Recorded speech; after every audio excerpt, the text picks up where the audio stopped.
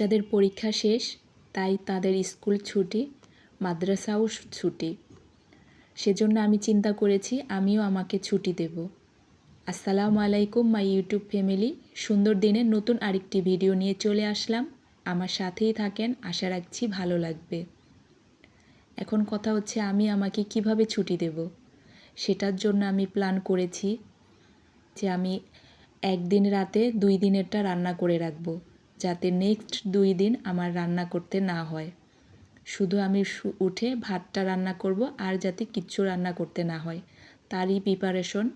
আমি এখানে বেশ অনেক ধরনের সবজি কেটে নিয়েছি, 3 ধরনের ভাজি কেটেছি, তারপরে লাউ কেটেছি, ফুলকপি কেটেছি, এখানে লাউয়ের খোসা আলু দিয়ে ভাজি করেছি। এগুলা সব এখন আমি একে একে রান্না করে নেব। তারপরে আমি যেটা নেক্সট ডে সেটা বাহিরে রাখবো, আর তারপরের দিনের জন্য যেটা সেটা আমি নর্মাল ফ্রিজে রেখে দেব।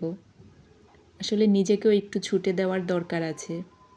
এই যে প্রতিদিন রান্না বান্না, বাচ্চাদের নিয়ে স্কুলে যাওয়া, যেহেতু স্কুলে যেতে হবে না, ওদের পড়াতে হবে না, কোনো কিছুই করতে হবে না, তাহলে রান্নাটা কেন করতে হবে? রান্নাটার থেকেও আমি ছুটি নেব।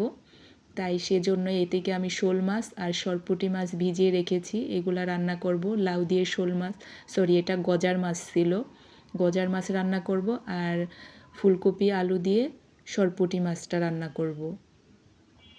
ভিডিওর এই পর্যায়ে এসে বলছি, যারা এখনও আমার ভিডিওতে লাইক দেননি প্লিজ দয়া করে একটা লাইক দিয়ে কন্টিনিউ করেন, আর যারা এই কাজটি করে দিয়েছেন তাদের সবাইকে অসংখ্য ধন্যবাদ। এখানে বাচ্চাদের জন্য একটু ফলও কেটে নিয়েছি, ওদেরকে কাটাকাটির পরে এগুলো কেটে দিয়েছি যে একটু খেয়ে নেবে। এটা আমি মাগরিবের পরে কাজ শুরু করেছিলাম। এদিকে হচ্ছে যে কিছু ডিমও আনা হয়েছে, এখন এই ডিমগুলো আমি ধুয়ে পরিষ্কার করে নিব, তারপরে ফ্রিজে রেখে দেব। আসলে আমাদেরও তো একটু ছুটির দরকার আছে, কিন্তু সেটা তো সম্ভব না। তো তার জন্যই নিজেকে নিজে একটু বুদ্ধি করে চিন্তা করলাম যে না, আমি এভাবে 2 দিন একদিনে রান্না করব, আবার এটা শেষ হয়ে গেলে আবার ওই ছুটির মধ্যে আমিও ছুটি কাটাবো। আর এমনিও দেখা যায় যে সকালবেলা তেমন একটা গ্যাস থাকে না, খুব ভোরে উঠতে হয়। যেহেতু স্কুলে যাওয়ার ঝামেলা নেই, তো আমি উঠবো, রিল্যাক্সে উঠে 1 কাপ চা খাবো, তারপরে ভাত বসাবো, ওদিকে হয়ে যাবে। সেটার জন্য আমাকে তেমন কিছুই করতে হবে না। আর যদি একটা আইটেমও রান্না করি, তার জন্য কাটাকাটি বাটাবাটি সেই 3টা আইটেমের মতোই কিন্তু করতে হয়, সব কিছুই নষ্ট হয়। তো এদিকে আমি লাউয়ের খোসা ভাজিটা বসিয়ে দিয়েছি, আর অপর চুলায় হচ্ছে যে ফুলকপিটা একটু ভাপিয়ে নিচ্ছিলাম, তার ওইটাও বসিয়ে দিয়েছি। আর এখন তো প্রচুর গ্যাস রাতে, তো রান্না করতে বেশি সময় লাগবে না। এগুলা একে একে এখন আমি করে নেব। সরপুঁটি মাছটা ভালো করে ভেজে তারপরে রান্না করব।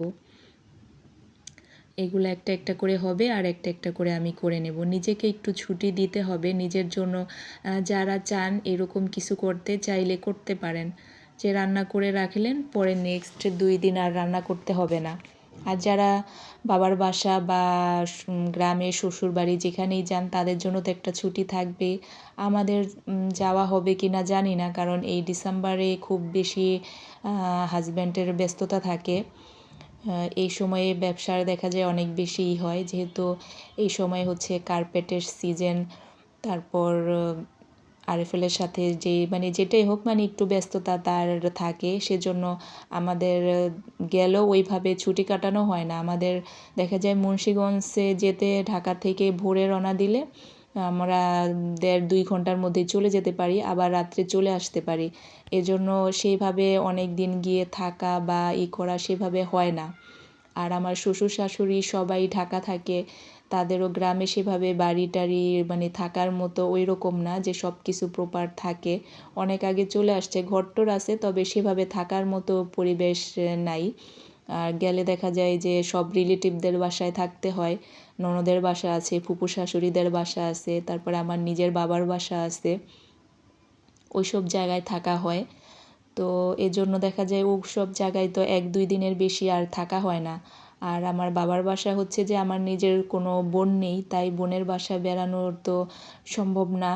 আর ভাইদেরও বিয়ে হয়ে গেছে, তো সবাই সবার সংসার সব কিছু নিয়ে সেখানে তো আর সেই আগের মতো অনেক দিন করে থাকা বা করা সেটা তো আর ওইভাবে হয় না বা ভালোও লাগে না। একটা সময় যেরকম লাগছে এখন তো সেটা সম্ভব না। আর এদিকে হাজব্যান্ড তো যেতে পারে না, তারে একা রেখে বেশি দিন থাকাটাও সম্ভব না। 1 দিন বা 2 দিনের বেশি কোথাও সেভাবে থাকা হয় না, সেজন্য আমাদের যাওয়াটা খুব কম হয়। যখন এই দাওয়াত আসে, বিয়ের কোনো অনুষ্ঠান থাকে তখনই যাওয়া হয়, তাছাড়া সেভাবে আমাদের যাওয়া হয় না। তবে আমাদের অন্য কোথাও যাওয়ার প্ল্যানিং আছে, জানি না যদি ভাগ্যে থাকে আমরা অন্য এক জায়গায় যাব। যদি যাই তখন সেটা শেয়ার করব, আর না গেলে আগে আগে বলে তো লাভ নেই। যেহেতু বাচ্চাদের একটা বার্ষিক পরীক্ষার পরে একটাই থাকে, তো আমরা যাই, তো এবছর হয় কি না জানি না, সেটা দেখি। হলে তো অবশ্যই সব কিছু শেয়ার করা হবে। এদিকে হচ্ছে যে আমার সরপুঁটি মাছ ভাজি, তারপর ফুলকপি আলু দিয়ে যে ভাজিটা সেটাও করে নিয়েছি, ফুলকপি আলু পেঁয়াজ পাতা দিয়ে ভাজি সেটাও করে নিয়েছি। আর এখন হচ্ছে যে লাউটা রান্না করব গজার মাছ দিয়ে।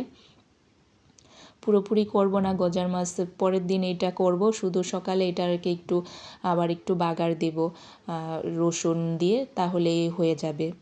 আসলে রান্নার ধরন প্রসেস এক এক রকম, তো এগুলা হচ্ছে যে আমি ধনিয়া পাতা আর জিরা ফাঁকি দেইনি মাছের মধ্যে। নেক্সট যেদিন করব বলক দেওয়ার সময় একটু জিরা ফাঁকি আর ধনিয়া পাতা দিয়ে দেব। এরপর হচ্ছে যে এগুলা করতে করতে বাচ্চাদের যেহেতু পরীক্ষা শেষ, তো এরা বাবাকে বলছে যে বাবা এক একজন কেউ পরোটা খাবে, ছোটোটা বলছে নান রুটি খাবে, বড় মেয়ে বলছে পরোটা খাবে। আবার এদিকে আমি আবার বলছিলাম যে এমনিই বলেছিলাম যে বিরিয়ানি নিয়ে আসতে, তো সে বিরিয়ানি নিয়ে আসেনি। মাঝে মাঝে হয় না যে বাহিরের অন্য কারো হাতেরটা খেতে ইচ্ছে করে, নিজেরটা খেতে খেতে মনে হয় যে না এখন বাহিরেরটা খাই। তো সেটা চিন্তা করে সে বিরিয়ানি না নিয়ে খিচুড়ি আর রোস্ট নিয়ে এসেছিল। তো এটাও পরে সবাই মিলে একটু একটু করে সব কিছুই খাওয়া হয়েছে। আসলে মাঝে মাঝে এরকম হয় যে বাহিরেরটা, বাচ্চাদের যেহেতু পরীক্ষা শেষ হয়ে গেছে সেজন্য ওদের ইচ্ছার জন্যই আনা হয়েছিল। সবাই ভালো থাকেন, সুস্থ থাকেন, আল্লাহ হাফেজ।